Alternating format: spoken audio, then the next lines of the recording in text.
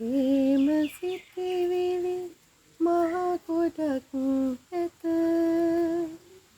සිතේ හිර කර විඳීමක් නැත සිතට දෙනු නම පිටාවක් බල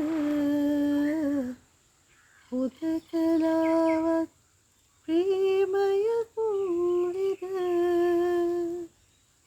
මම දැන් මේ ගායනා කරපු ගීතය මගේ ගීතයක්. මම ගායනා කරන ගීතයක්.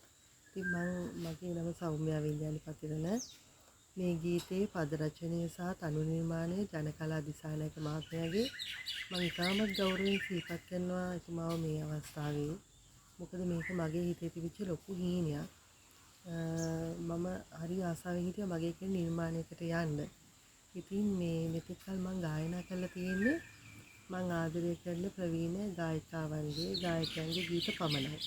ඉතින් මේක මගේ හිතේ තිබිච්ච ලොකු හීනයක්. ඒ හීනිය දැන් සැබෑ වෙලා තියෙනවා.